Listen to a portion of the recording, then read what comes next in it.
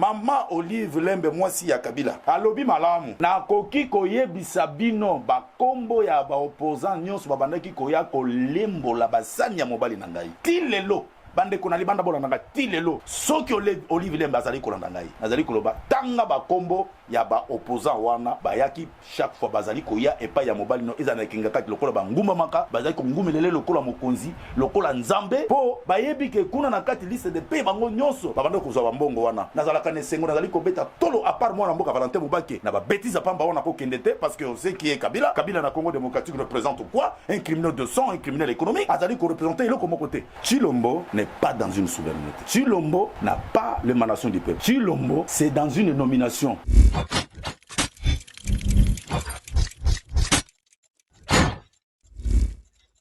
Et c'est un peu biso kokutana bino longo na nzela ya Julio Mutoto TV ezali transition ya Congo Esengo Télévision désormais bon mais ça na ko s'abonner pe ko partager ba vidéo na biso kasi pona mokola loto ya mipona bino Mwana Mboka Ndeko Médard Yazali, l'un des leaders hein, au sein du mouvement politique IDPS, le peuple n'a pas tokobeta moi tokofungola teke par rapport à l'actualité où joue place na Congo Ambongo a commis plutôt à Salaki Mes Lobby et à Lobaki Marambo Kili et plan de sortie à Martin Fayoulou tokobeta pe na lisolo na Oyazali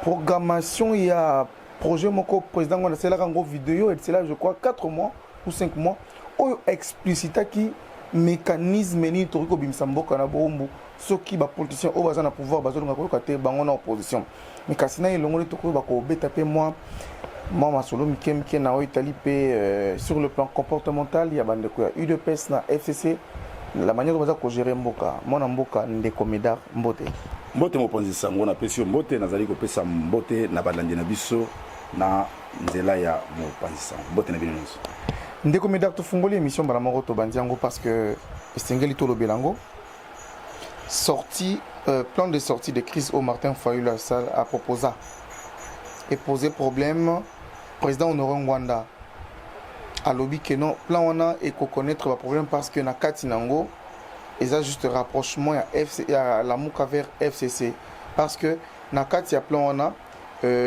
FCC plutôt la Mouka a co-géré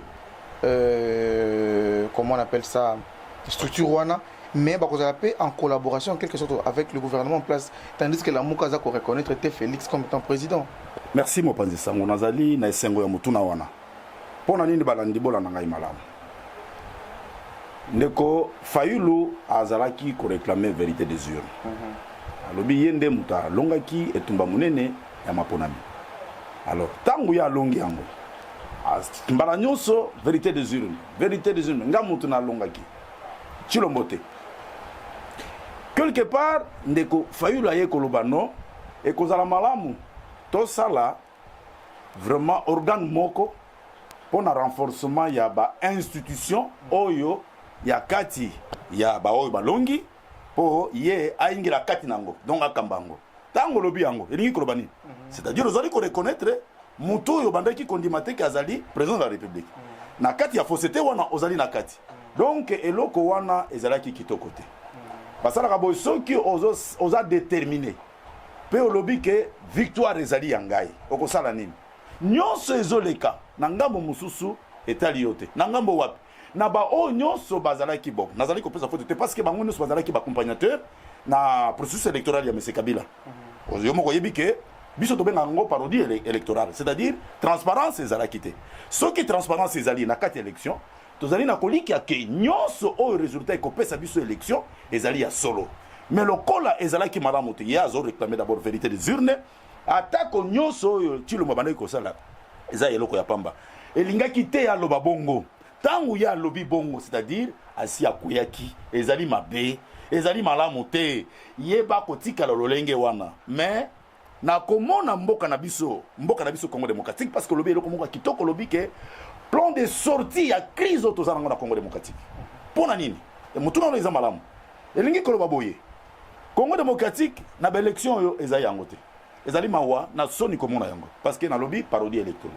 et donc ba institution nyonso eza na légitimité te Institution nyonso eza na légalité te. Souveraineté ya institution ezalité, c'est-à-dire émanation ya peuple congolais na quatre institutions souveraine ezalité. Par conséquent, yé ndeko fayula kwa koloba biloko wana te.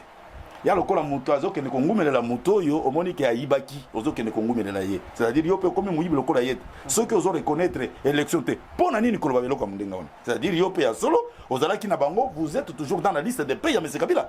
Lokola Kabila mesana ko kanga bango na kingo po mama Olive Lembe mwasi ya Kabila. Alobi malamu ke na koki koyebisa bino bakombo ya baopposant nyonso babandaki koya kolembola basani ya mobali na ngai. Elingi koloba bango parce que kaka mwana mboka Valentin Mobake ti lelo nazali koloba. Ti lelo bande ko na libanda bola nanga ti lelo soki Olive Lembe azali kolanda ngai. Nazali koloba tanga bakombo ya baopposant wana bayaki chaque fois bazali koya epa ya mobali no ezana kinga kati lokola banguma maka bazali ko ngumelele lokola mokonzi lokola nzambe po bayebi ke kuna na kati liste de pays bango nyonso babanda kozwa mbongo wana.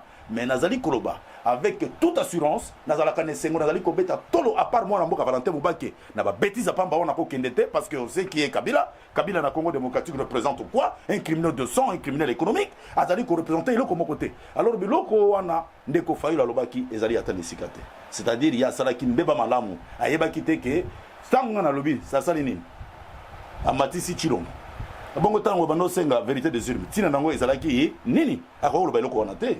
Donc plan de sortie, il y a crise politique en RDC. Toza nzela bemoko ezali nzela ya table ronde internationale. Parce que pourquoi? Comment on a plan table ronde internationale parce que garçon oyo bakanga qui est na Rwanda comme étant un citoyen rwandais Dunia Kilanga. Oui. A outi ko sala rencontre moko na batuna ya PPRD. O alobi que non, c'est ni Félix est devenu président pas par la volonté de la CENI, par la volonté d'un individu Kabila. Mais non, le fait déjà que non, il y a le Bibongo, ça démontre à suffisance que l'élection, en vrai, c'est Kabila qui est les élections. Kabila s'est fait Yemoko président, Yemoko électeur, Yemoko CENI, Yemoko tout. Mon père Sango Ezali Kitoko. C'est-à-dire, makambo to sito lobi yango malamu po ozongi singa lisusu nai limola lisusu ba congolais kitoko. Pona mutuna kitoko. Merci mon père Sango. Boyo Kalikambo Oyo. Chilombo n'est pas dans une souveraineté. Chilombo n'a pas l'émanation du peuple. Chilombo, c'est dans une nomination. Et l'autre Tobengi, Ezala Kinini, négociation. Ezali Bokonzi, a peuple te a pesé qui est. Yemoka Yebi. Ndenge Nini, Basalaki, Bongo accord. Aza ana soumission, Yakati accord. Tout le bango vérité. Ceux qui ne découvrent pas lobby n'a pas peur de que, mais c'est tout le monde qui a zali. Exactement que le peuple m'a si pouvoir. Yé ayebi ndenge nini a commune sikawana. Eza lokutate. Eza ya solo. Nde makambozo bu makongo démocratique yango wana pona nini nazolo babongo. Ceux qui lelo nga nazali opposant. Bango baza na pouvoir. Hein? Toloba Chilombo opposant. Tango azalaka. Kabila na pouvoir. Criminel de sang, criminel économique. Lelo lobby à élection ah n'a eu pouvoir. Pour nous retenir ceux qui ont pouvoir na été. Pour nous retenir ceux qui ont nomination à Kabila. Au commis. Et loko ya yambo. Ceux qui ba résultat il y a élection et zala qui dans la transparence et que peuple mutapé ça qui est la première des choses. Tant où a prêté serment qui va investir en qualité de chef de l'État congolais. Commandant suprême des forces armées dans la police nationale. Azali Moutazali Kambambo Kanabiso Congo, la première personne qui devrait être arrêtée c'est M. Kabila. Tango Moni Chilomba Sala Kayangote, yo Zaraki na opposition, yo na bango, okosa la coalition na nini. Tango Batwazo Konsa, oh eza stratégie te botika ko konsa peuple. Botika bakamu na bina lokuta wana, stratégie contre nani. Na muyibi, na kende ko sangana kana muyibi. Tango lobike na ko se référer na passé. Mboka nyonso, mutu nyonso, ceux qui se référer na passé na yote, c'est-à-dire avenir na yo eza nul. Pona bongisa, il faut nata la place na outi. Et puis si kanga nazali, pona que de liboso. Ceux qui n'aiment pas na outi te. Ah wangana bon liboso na ngako zalande. Papa lobaki bakanga e bazong sai na roi na Rwanda. Mwana lobi batika ya vanda na Congo pesa mboka na ye. Na bango mbele ngo saka na peuple. Na lobi merci mutuna kitoko. Na sepeli ndengo zo tuna ngondire comme si okanela kinga lelo. Tikanga na peso ya. Papa Azalaki a solo un combattant. C'était l'espoir de ce peuple congolais.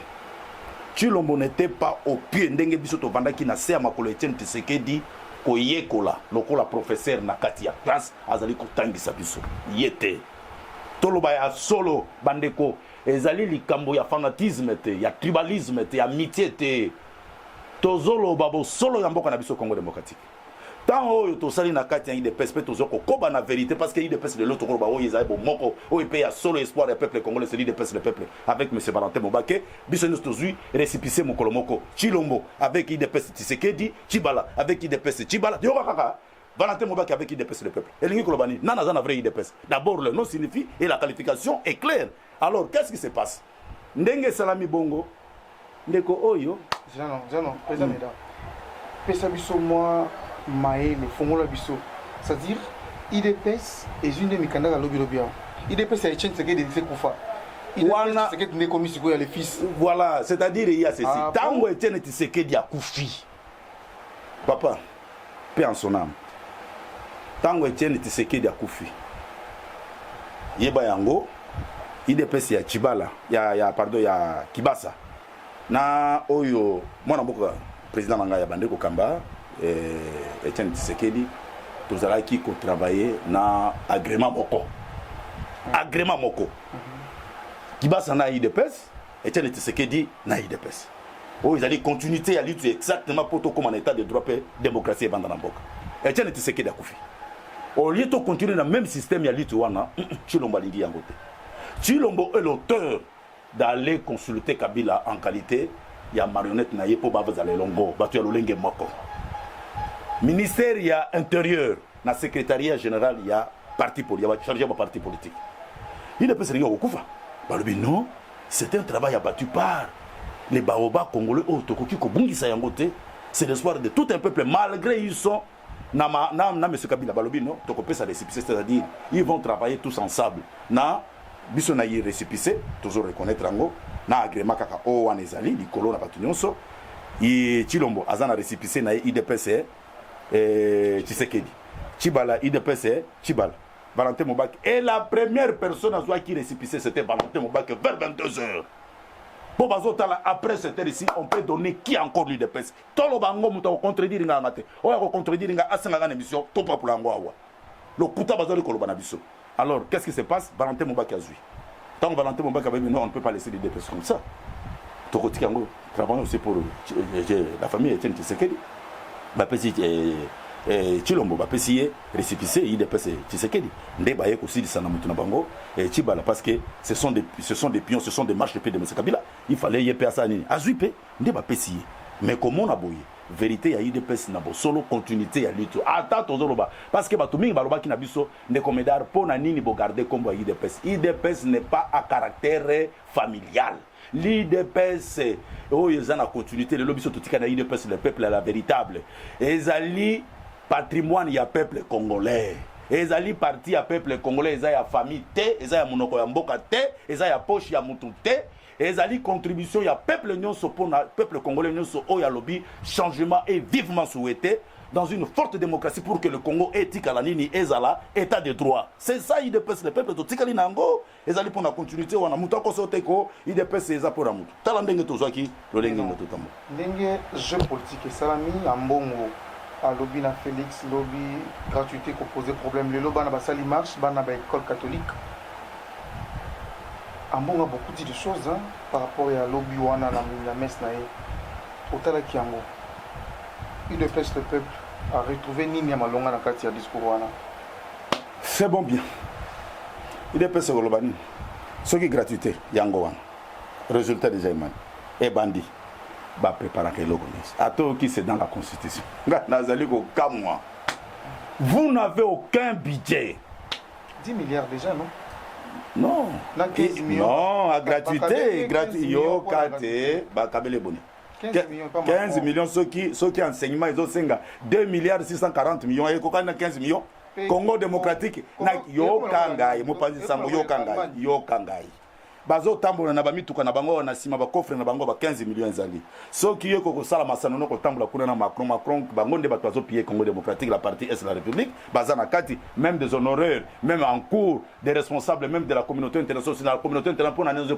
la communauté internationale est divisée à trois. Il y a des décideurs na ba lobbying, c'est-à-dire ba milliardaires baza correct lokola ba kabila te ba miyi bien bongo te na bato bazali ba exécutant lokola bango ba Macron, parce que ce sont des grandes puissances ya monde nde ba président wana bazala ka ba exécutant ya communauté internationale. Tout le monde des mêmes mises en RDC parce que ba yebi dit que ba carrière minière nyos en RDC ils sont dedans. Yo ko yebi sanga Macron c'est d'abord na évité pour recevoir le deuxième mandat. Alors nazonga na mutuna na yo olobi bien otuninga kitoko que est-ce que na modèle wana Congo démocratique ndenge tozali ndeko na ngai eza mwa pasi eza mwa mawa eza mwa pasi na mawa mingi na ndenge mboka na biso zotambola parce que eloko epesi mboka na biso pas ce sont des mercenaires politiques oyo bazo déranger mboka na biso loko banani accompagnateur ya parodie élection ya élection ya monsieur processus électoral ya monsieur Kabila parce qu'il savait bien que c'est monsieur Kabila ndé muta sali élection la poche de monsieur Kabila l'opposant c'est-à-dire mototo bengi nani babenga yena moto azo remplacer babenga yena o mwana mboka Valentin Abetaki abenga ki nani dauphin aza na ngambo mususu est-ce que mwana mboka Valentin mbaka kosaki lelo abimi prophète ya mboka oyo eza kuna bango nyonso tobengaka bongo lisusu mpona kopesa bino bapanzisango na bandeko baza na liste de pays ya monsieur Kabila moto akowanga na azate oyo akowanga na communauté lelo moto akobeta tolo eza kaka mwana mboka Valentin mbaka mais pe Kabila ya mbaka ya pesaka soki mbongo nazo kosepela nazali kozela eza kitoko yo lingi kotombola ngai ozo tumbula ngai pona pesa mbaka beta veste bleu chemise à pembe na cravate zela na lobela yo te zela na pesa yo yano otumboli ngai mwana mboka Valentin Mubake rassemblement aux hommes opposants ce sont des inutiles yango na lobi liste de pays. Ce ne sont pas des mercenaires politiques. Bazo kota réunion, muto abatu ba pesa ki likanisi na Kabila pour la consultation, c'était le rassemblement. Et surtout pour nini et ya ngambo opposition le rassemblement parce que kombo kaka moko ya va Etienne Tshisekedi atikaki pour apesa ki pour na premier ministre César était le nom de Valentin Mubake. Wana muto akolo bango azate. Et banda ki muta apesa muta liboso nan Thomas Perelo. Kombo wana basango yo po bazolo ambongo talaka musala na bino nde modèle oyo bayebi Valentin Mubake était Tshisekedi pour aller en Europe apesa ki bango kombo ya Valentin Mubake apesa ki bango ba kombo mibale te basa la basa quelqu'un peut travailler pour Dieu mais Dieu n'a jamais été avec lui c'est ça les alors eloko ni ne salami tangu réunion balobi pour la consultation Kabila a consulté mokolo ya lundi sikoyo mardi pour Kabila a consulté ba yebi ke Kabila ozana alors po ba wangana que peuple sinon ta koloba bino ba wana c'est Kabila vous vient de vous consulter ba sali nini ba koti réunion poto comme mardi na 20h 2h du matin c'est Chilombo à lobby que Valentin Mubake a été mettre à penser na bango pour cette idée là c'est Moïse Katumbi à l'Europe ce qui Valentin a comme la bino ça c'est une réalité ba sali réunion le mardi Batounous m'a dit que non, comme Bango Batolobaki que le chef de l'État doit consulter, Abandi lundi na Ngambunaye, il y a FCC, Sikoyo, Azokende na opposition. Mardi Bazeli. Il est 10h, Valentin Mubake a eu coup de téléphone. Mais c'est Valentin Mubake qui vous êtes attendu pour la consultation du chef de l'État ici, le rassemblement. Mais non, c'est pas moi qui endosse le rassemblement. La responsabilité du rassemblement, nous avons géré le rassemblement, c'est Chilombo. Ce n'est pas moi. Ah non, mais il sait. Bon, attends. Babandi quelques minutes, babengi les sous. Ndabi bon. Bovanda, nazo benga pona. Valentin Mubake abenga kinan. Deli se sang. Abengi bisanga bonganga. Abengi nani sanga bonganga, Denis Sanga, abengi Martin Fayulu oyo, Martin Fayulu nazolo banayo. Soko yoko yibisanga ma. Tada, il y a des choses. Yokanga nalo abengi bango. Mais boyebi ke bako yamba biso bazaki 4 minutes bungi. boyebi que Kabila zo zela pour la consultation. Oh non président c'est vrai. Et attendez voir toujours comme mais a kende ko zelaye na hôtel wana oya Martin Fayou. Valentin Mubaki a toujours été un responsable crédible, digne à Ketin Hôtel Azeli. Zela batu pour ba kende na Kabila. Ata bango nyo sauté. Kaka to kende parce que bino botu lwa ki rendez-vous. Simanango Zela Valentin a fait au moins tant de minutes, de heures là-bas batu bayaka na bango te. Valentin a bengi bango. Boza wapi nga nazali ça fait longtemps. Donc boye ko kaba po ba bomanga yawa. Boye ko kaba ngai. O te to zali yawa na côté ya cimetière de la Gombe. Abi, vous êtes de moins sérieux. Alors je rentre chez moi. Nde monsieur Valentin Mubaki mon président a zongi kuna namba. Avant d'amuke nde baye ko benga lisusu na 12 heures téléphone eleli ya protocole de taille à monsieur Kabila. Oh Valentin Mubaki, vous êtes attendu par le chef de l'État en qualité de personnalité politique seul. Vous venez. Valentin Mubaki peut lobby. Bon, ça ne va pas, mais pour qu'il y ait une confirmation, na message Nabino, allez, Bopé Sanga Némi, qui est le directeur de cabinet. Némi a vu que véritable, monsieur Valentin, c'est vrai, vous êtes attendu.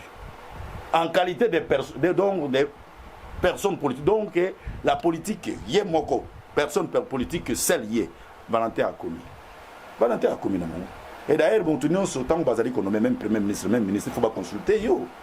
Il faut pas consulter yo, bah côté comme Boy Gilles, les lots comme Boy jamais. Il faut pas consulter yo. Mubaki est arrivé, Kabila là, mettre un coup là bandi, Némi directeur de cabinet, il y a encore une quatrième personne, né Valentin Mubaki. Des conversations politiques pas à caractère de flatterie. De manière que toi, Kabila, il faut une élection au préparant dans une forte transparence et yo pèse là sur terrain. Tout ce que Valentin avait dit, réel, vrai, c'est que donc Kabila sur place à lobby vraiment ils ont malin, n'engue to kutani to sololi, a tout nié nasuka. Comment va la maison? Valentin ça va bien. Comment va la femme? C'est bon. Les enfants bien. À Kanisa que Valentin on non, ça ne va pas. Les enfants sont malades. La femme comme se croit que à Kobimisa le cola ba mesana ko pesa ba mafia na bango mbongo. Valentin lobby tout va très bien. Nasuka c'est Némi qui dit. C'est pour la toute première fois en RDC, depuis que Kabila est là, un premier entretien constructif de politiciens congolais avec Valentin Mubaki et Kabila. La première personne, donc des qualités, donc c'est Valentin Mubaki. Et Valentin est sorti, à Bombana quitté, Tango Abimi, presse à Tounié, à Bombi le côté, à Sali le côté, à Lobi na Misu na presque Ngayo na Bimi na au grand jour. Tandis que Kabila Moutaye dit ça qui Valentin. Chilomboyaka wa alingaka pressa yate alingaka pressa zala na bisote chilomba koma kawa est-ce que tango président Valentin Lobaki yoka ki ba chilombo basala ki réplique na likambo ti lelo boka ka réplique nango parce qu'ils sont des inutiles, ils n'ont jamais été corrects baza sincérité nde ozomona makambo de salamaki yoko yako yebisa Valentin Mubaki akendangi yoko Kabila pesa kimbo soki Valentin azobeta tolo keno ngai ngana lobi out Olive Lembe, Tanga, Bakombo, Yaba mafieux, politiciens, Oyo, ba mercenaires politiques, Babandaki Kolembo, la Bassani Mobali na yo. Valentin Mubaki komone de pembeni. Soko tangite, ngai nde komedar na kobanda kotanga moko tina suka. Na ebisi bino.